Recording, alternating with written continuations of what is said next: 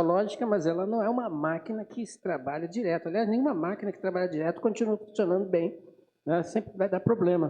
Então a gente precisa parar, descansar, relaxar, respirar novos ares, mesmo que não saia de casa. Hoje está difícil isso, né?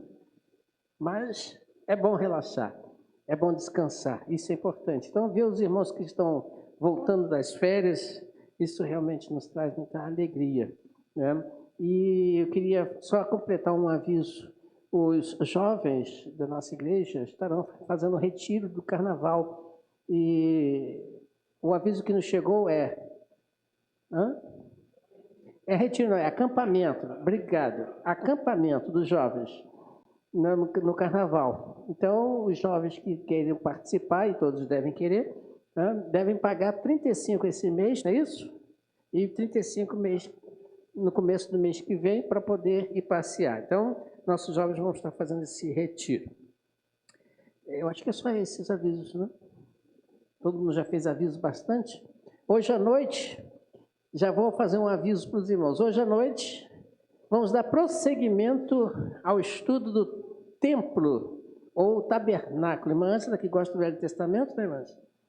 Semana passada nós falamos sobre a Arca da Aliança ou a Arca do Concerto. Fizemos um estudo aqui interessante sobre as partes que a compõem. E hoje à noite vamos dar prosseguimento, agora falando da tenda do encontro. Vamos estar falando de algumas coisas interessantes que os irmãos precisam também aprender para entender hoje o que nós estamos vivendo, né? Mas agora pela manhã vamos abrir as nossas Bíblias em 1 Coríntios, capítulo 11, e vamos ler os versículos 17 a 34. Paulo, escrevendo a sua carta aos Coríntios, ele aqui vai nos dar alguns puxõezinhos de orelha, né? Porque quando ele estava escrevendo essa carta, ele estava também ensinando a igreja como se comportar nesse momento que nós vamos estar participando daqui a pouco, que é celebrando a ceia de Cristo. Este memorial deixado por Cristo para nós. Então, Paulo, escrevendo a sua carta, ele dá algumas orientações para que aqueles irmãos nossos lá do passado participassem dignamente deste momento que nós estaremos passando no final deste culto, né? Então diz o seguinte: entretanto, ao dar a vocês as instruções seguintes, não os elogio, porque vocês não se reúnem para melhor, mas para pior. Em primeiro lugar, ouço que quando vocês se reúnem como igreja, há divisões entre vocês, e até certo ponto creio nisso, pois é necessário que haja divergências entre vocês para que sejam conhecidas quais entre vocês são aprovados. Quando vocês se reúnem, não é para comer a ceia do Senhor, porque cada um come a sua própria ceia sem esperar pelo outro. Assim, enquanto um fica com fome, outro se embriaga. Será que vocês não têm casa onde comer e beber? Ou desprezam a igreja de Deus e humilham os que nada têm? Que direi a vocês? Eu os elogiarei por isso? Certamente que não. Porque eu recebi do Senhor o que também transmiti a vocês, que o Senhor Jesus, na noite em que foi traído, pegou o pão, deu graças, partiu e disse: isto é o meu corpo dado em favor de vocês. Façam isto em memória de mim. Da mesma forma, depois de ter comido o pão, ele pegou o cálice e disse: este cálice é a nova aliança no meu sangue. Façam isto sempre que o beberem em memória de mim. Porque sempre que comerem deste pão e beberem deste cálice, vocês anunciam a morte do Senhor até que ele venha. Portanto, todo aquele que comer o pão ou beber o cálice do Senhor de modo indigno, será culpado de pecar contra o corpo e o sangue do Senhor. Examine-se cada um a si mesmo, e então coma o pão e beba do cálice. Pois quem come e bebe sem discernir o corpo do Senhor, come e bebe para seu próprio prejuízo. Por isso há entre vocês muitos fracos e doentes, e vários já dormiram. Mas Se examinássemos a nós mesmos, não receberíamos juízo.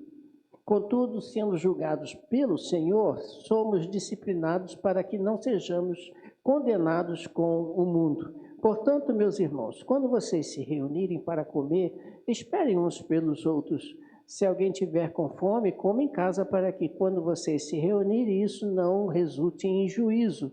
Quanto aos demais assuntos, darei instruções quando visitar vocês. Bom, vamos entender o contexto daquela época para entender o que Paulo está falando sobre esse momento que nós vamos estar realizando daqui a pouco, que é a ceia de Cristo. Eu sei que os irmãos já estudaram muito essa carta de Corinto, estamos estudando na EBD a carta de Corinto, né, a primeira carta de Corinto, mas vamos aqui fazer um resumo rápido. Aquela igreja é uma igreja situada numa cidade muito importante para o império daquela época. E ali havia muita diversidade de muitas culturas que passavam por aquela cidade. E aquela igreja formada, né, eles simplesmente estavam ignorando um fato muito importante: a unidade da igreja, o corpo de Cristo. E nesse ignorar a unidade, o corpo de Cristo, estava criando assim dissensões. E uma dessas dissensões é exatamente o desprezar pessoas. Como assim, pastor? Você leu no texto que não esperavam por outros quando eles iam comer, né? Eles comiam a ceia do Senhor como se fosse um verdadeiro banquete. Existe um ditado muito popular que a gente costuma dizer, né, nas nossas festas, né? E crente não bebe, mas come, né? Crente não bebe, mas come. Esse negócio é para o Glaustinho e para o Guilherme. O resto não. Né? Cadê ele? Saiu. Então, veja bem, nós temos um grande defeito de, ao nos juntarmos, né, coisas acontecem. E essas coisas que acontecem, eu não digo na festa somente, mas principalmente na igreja, nós criamos dissensões, sem querer. Às vezes até alguns querem, mas a maioria, creio eu, que não. Mas por que isso acontece? Porque não tem a consciência de corpo. O que é um corpo humano? Vamos pensar no corpo humano. O que é um corpo humano? Você acha que o corpo humano tem dissensão nele mesmo? Pergunta capciosa. O corpo humano tem dissensão nele mesmo? Pergunta capciosa. Não é? Porque, olha só, vou dar um exemplo de uma doença. O câncer. O que é o câncer? O câncer é uma célula lá do corpo que, de repente, resolveu viver a vida dele. Esqueceu que é corpo. E ele começa a se multiplicar de forma grandiosa, vamos dizer assim, exagerada, e vai fazendo o que com o corpo? Os irmãos sabem. Né? Graças a Deus, os médicos estão trabalhando aí, já tem cura para muitos tipos, né? E a coisa vai melhorar ainda, né? Mas é mais ou menos por aí o que acontece quando também nós nos reunimos.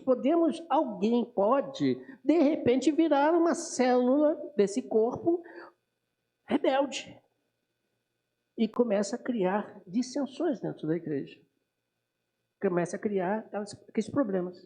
E o que estava acontecendo naquela igreja? Bom, o pessoal que era, na época, chamado de livre, né? Porque tinha os livres e tinha os escravos naquela época. O pessoal que era considerado livre chegava, por exemplo, como nós, chegamos na igreja, vamos nos reunir e vamos comer. É a festa. Mas o pessoal que é escravo não podia participar disso assim com tanta facilidade, porque dependia do seu senhor liberá-los para eles irem. E muitos tinham dificuldades quanto a isso. Então, o que eles faziam? Eles se reuniam e esqueciam desses outros. Então, veja, quando você não consegue ter uma visão de corpo, você acaba esquecendo que os outros também precisam participar e, às vezes, têm problemas para participar. Hoje nós não temos escravos, graças a Deus por isso. Esse negócio já acabou. Mas, muitas das vezes, podemos fazer, quando nos reunimos, podemos fazer essa essa discriminação de pensamentos, de ideias, de conceitos, de ações, e aí vai criando uma discórdia, um processo degenerativo, quando nós nos reunimos como corpo para adorar a Deus. Muitas das vezes, não maldade. E para que a gente possa entender como isso funciona, a gente precisa primeiro ter um princípio na nossa mente. Um princípio. Ninguém é igual a ninguém.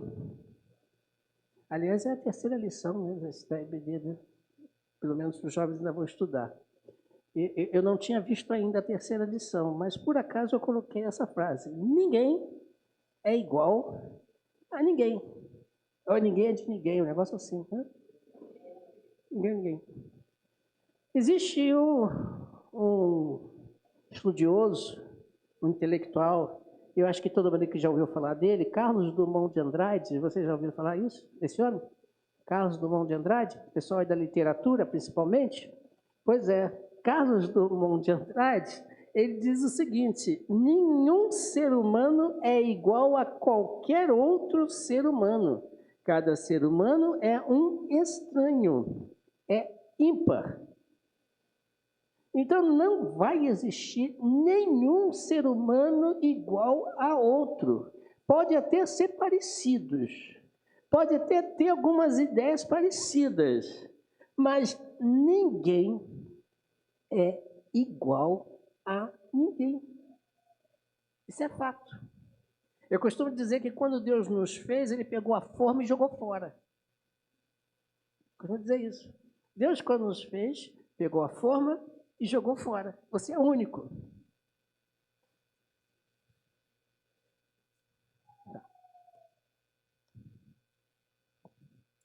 É o nosso vizinho aqui pedindo para o proprietário do carro RJH 2A48 que passa a tirá-lo, que está querendo sair com o carro. Obrigado. Isso acontece, acontece. Então, veja, ninguém é igual a ninguém. E se você entender isso, vai ser fácil respeitar o outro, compreender o outro, aceitar o outro. Eu sei que todo mundo já deve ter feito isso, mas olhe para a tua mão. Os dedos da mão direita são iguais aos dedos da mão esquerda? Hã? Não são. O mindinho desse lado aqui é diferente do mindinho desse lado de cá. Podem ser parecidos, mas tem diferenças. E se você for mais atencioso e olhar para a ponta do dedo, cada dedo tem uma digital diferente do outro, são 10. E por acaso, ninguém neste mundo terá a mesma digital que você e eu. Olha como são diferentes. Ninguém neste mundo terá uma digital igual à sua, igual à minha. Você é único. Entenda isso. Você pensa de uma maneira, você age de uma maneira, você se comporta de uma maneira, você fala de uma maneira única. Quando você entende isso, irmãos, você vai entender o significado bíblico do que é unidade, do que é corpo. Agora você vai entender. Olha só o que a Bíblia nos fala em Colossenses 3,14. Olha só o que a Bíblia fala. Sobre todas essas coisas, porém, vistam-se de o amor, que é o elo perfeito, é aquilo que te junta como uma grande corrente a outro elo. Ou seja, nenhum elo aqui presente é igual ao outro. Mas para que possam estar unidos, o que precisa haver? O amor. Agora você vai entender por quê. Diz a palavra de Deus, e Paulo fala sobre isso, que o amor, tudo o quê? Tudo suporta. O amor, tudo suporta. O amor é tolerante, o amor é passivo, o amor não busca seus interesses, o amor e assim por diante. Paulo fala sobre isso. Então, se a igreja como um corpo e nós como filhos de Deus somos, pelo menos a princípio todos nós somos filhos de Deus, o amor tem que estar em nós para que possa nos unir como um óleo, vamos dizer assim, lubrificando o motor de um carro com várias peças. Funciona muito bem. Tira o amor fora, o que vai acontecer? É ferro com ferro, personalidade por personalidade, desejos com desejos. E aí, confrontos, dissensões, falta de unidade. E quando você olha para outros textos, você vai entender o porquê disso acontece. Quando é que nós tiramos o amor fora? Eu anotei aqui, irmãos, 4 textos que mostram para a gente quando nós tiramos o amor fora. Rapidamente, Romanos, capítulo 15, 5 a 6. Esse é o primeiro, vamos dizer assim, primeira ferramenta que você e eu podemos usar para tirar o amor. O que diz aí o texto? Que o Deus paciente e encorajador dê a vocês o espírito de unidade segundo Cristo Jesus, para que juntos e a uma só voz glorifiquem ao Deus e Pai do nosso Senhor Jesus Cristo. Essa é a primeira, vamos dizer assim, primeira ação que você pode ter em tirar o amor fora, que é deixar de ouvir quem? O Espírito de Deus. O Espírito de Deus. Veja com bastante atenção esse texto. Quem é que faz essa união e que venhamos assim glorificar a Deus juntos? Quem? O Espírito. Espírito de quem? De Deus. Aonde? Em nós. É só botar ele de lado. É só deixar ele calado. E você não consegue mais a união. Você tira o amor fora. Segundo, Efésios 4, de 1 a 3. Como prisioneiros no Senhor, peço a vocês que vivam de maneira digna do chamado que receberam. Nós todos recebemos um chamado. Com toda humildade e mansidão, com paciência, suportando uns aos outros com amor. Façam todo o esforço para conservar a unidade do Espírito pelo vínculo da paz. Você percebe nesse texto, irmãos, claramente aqui outra característica que você pode, outra ação, vamos dizer assim, você pode fazer com que o amor saia. Qual é essa ação? Você conseguiu ler no texto? Você conseguiu ver no texto?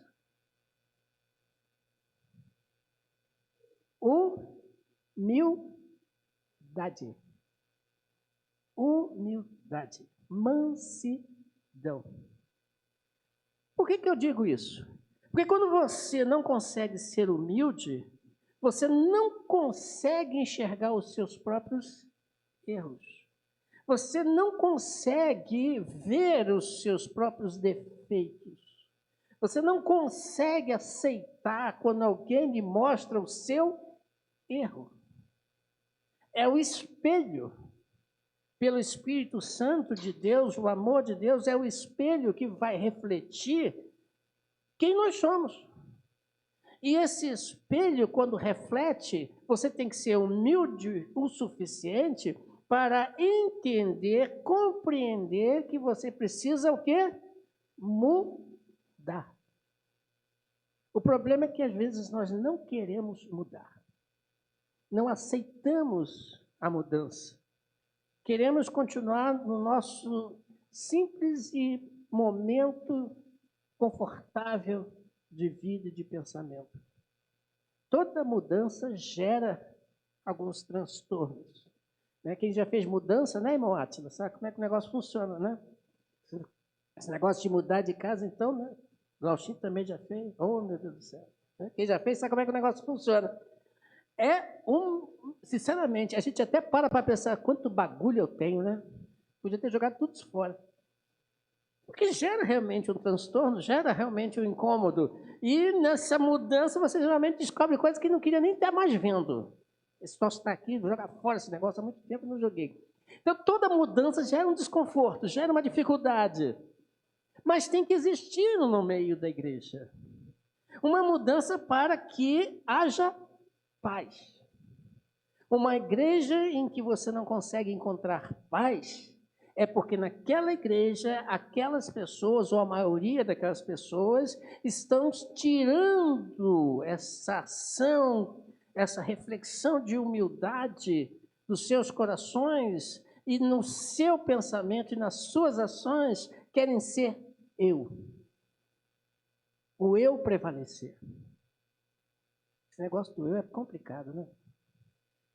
Esse negócio do eu é complicado. Hoje, na nossa sala, na EBD, foi feita uma pergunta interessante. Como Deus, né, conseguindo estar no céu, esteve aqui na terra? Né? Aí eu falei assim, porque quando ele esteve aqui na terra, ele orou muito. Né? Ele orou muito. Você via Jesus Cristo orando muito. Mas na hora dos milagres, ele não orava. Na hora dos milagres, Jesus Cristo não orava como ele orava antes. Né? Agradecia a Deus, mas não orava. Aí eu comentei com a classe isso. Eu falei, gente, porque havia uma unidade plena, perfeita, entre Deus, Jesus e o Espírito. Essa unidade perfeita não fez com que ele, Jesus Cristo, quisesse ser igual a Deus. É interessante isso. Ele, sendo Deus, não quis ser igual a... Eu não entendi como é que isso acontece. Porque ele não precisava querer para ser. Ele já era. E no que ele já era, ele mostrou isso com humildade, com mansidão, com temperança. Veja como que coisa linda. Então, a igreja, para que ela possa sobreviver nesse mundo com as setas e inflamadas pelo maligno, ela precisa ter esse negócio, unidos. Apesar das diferenças, unidos, com humildade em seus corações. Efésios 2, 1 a 4 também tem mais uma outra ação que podemos cometer para fazer com que o amor saia. Efésios 2, de 1 a 4. Portanto, se há algum encorajamento em Cristo, se há algum consolo de amor, se há alguma comunhão no Espírito, se há alguma afeição e compaixão, completem a minha alegria tendo o mesmo modo de pensar. Continua. E o mesmo amor, um só Espírito, uma só mente. Nada façam por ambição egoísta ou por vaidade, mas humildemente considere os outros superiores a vocês mesmos, cuidando cada um não somente dos próprios interesses, mas também dos interesses dos outros. Eu vou inverter a ideia do texto. O que Paulo está dizendo é o seguinte aqui, para você não fazer, é ser desonesto. Não seja desonesto. Como assim, pastor? Não entendi. O que o desonesto faz? O que uma pessoa desonesta faz?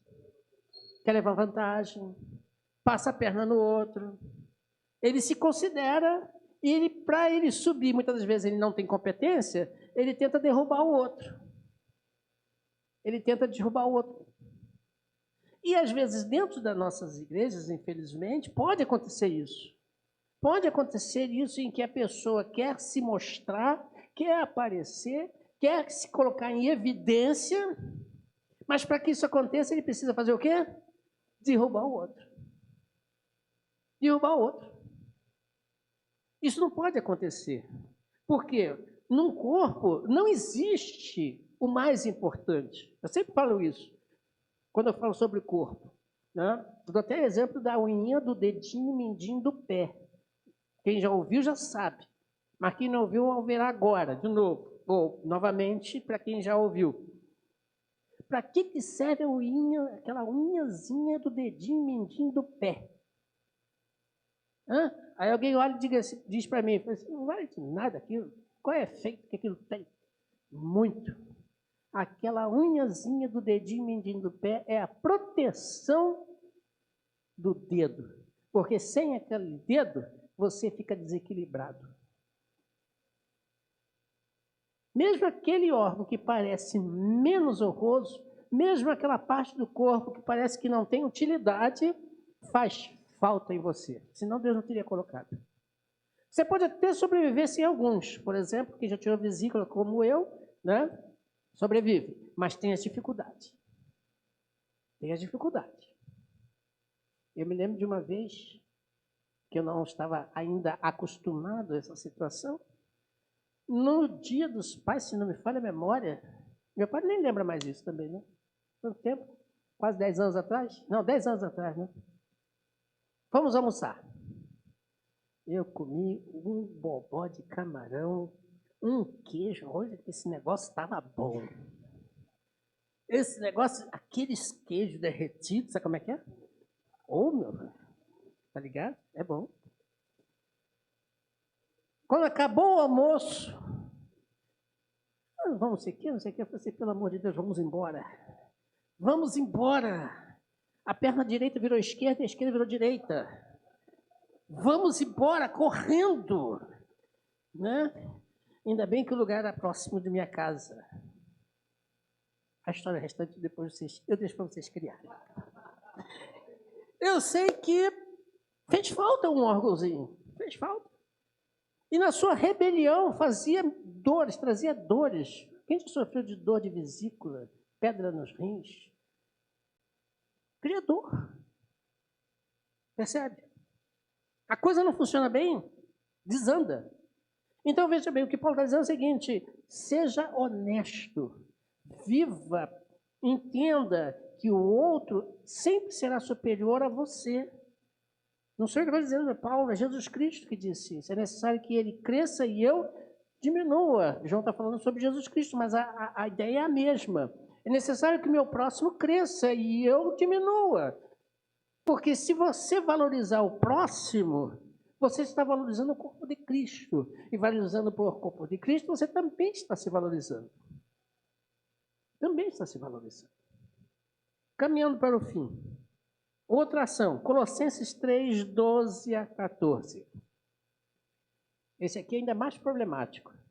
Portanto, diz Paulo, como escolhidos de Deus, santos e amados, vistam-se de profunda compaixão, bondade, humildade, mansidão e paciência.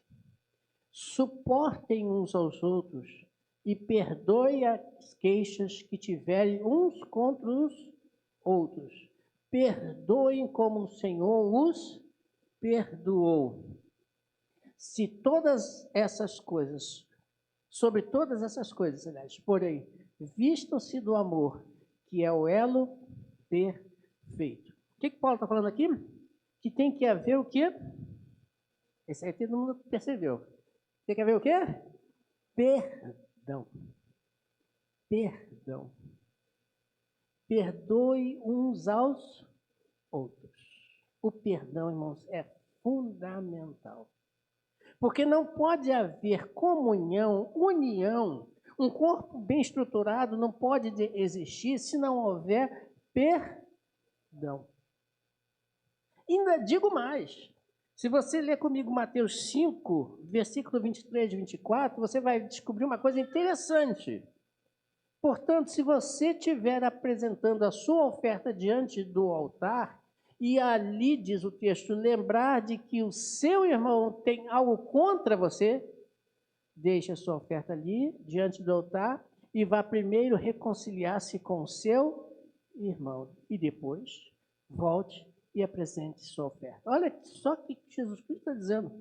Ele não aceita a sua oferta, o seu louvor, a sua adoração se você tiver alguma coisa contra o outro. Foi isso que temos no texto? Não. É o outro tem contra você. Você está certinho. Você está caminhando certo. Você não fez nada de errado. Mas, por acaso, o outro, não sei o que aconteceu, tem algo contra você. É o outro. Aí Jesus Cristo diz o quê? Para tudo, deixa a sua oferta no altar, sua adoração, e vai lá se reconciliar com o seu irmão, com o seu próximo. Porque senão, você está perdendo tempo. O corpo está sendo prejudicado. Porque você não pediu perdão. Ah, mas eu não fiz nada de errado. Só em não ir, já fez. Só não buscar a reconciliação, já fez. Percebe como é que funciona o negócio? Então, o perdão é um fator importantíssimo para que você e eu possamos manter o amor como vínculo, como aquele óleo lubrificante. 4 coisas nos afastam de Deus. Agora, para concluir, 3 coisas nos aproximam de Deus. Mais e mais. 1 Coríntios 11, 28. 3 coisas nos aproximam de Deus. Paulo fala no texto que nós lemos. Examine-se, pois, o homem a si mesmo. Examine-se. Dá uma olhadinha para dentro de você. Dá uma olhadinha lá para o seu eu. Dá uma olhadinha lá para dentro do seu coração. E vê se está tudo de acordo ou não. Porque se não tiver de acordo, está perdendo tempo. Mas se tiver de acordo, então coma do pão e beba do cálice. Então, você se aproxima de Deus quando você dá uma olhadinha para dentro do seu coração. A pergunta é, quem é que habita dentro do seu coração? Quem é que habita dentro do seu coração? É Jesus? Eu acho que é, né? Pelo menos o meu é. Se é Jesus, e Jesus é Deus, e Deus é amor, então o que tem que habitar no nosso coração? Amor. O amor. Deu para entender? Olha só que coisa interessante. Você examina. Dá uma olhadinha lá para dentro. Existe amor? Não o amor humano. Não o amor que a sociedade ensina, mas o amor de Deus. Que tudo suporta, que tudo crê, que tudo espera. Existe esse amor? Se existe, está ótimo. Participe deste momento. Segundo, Colossenses 3,17. Tudo o que fizerem, veja a palavra, tudo o que fizerem, ação, toda a sua ação, seja em palavras ou seja em ações, façam em nome do Senhor Jesus, dando graças a Deus Pai por meio dele.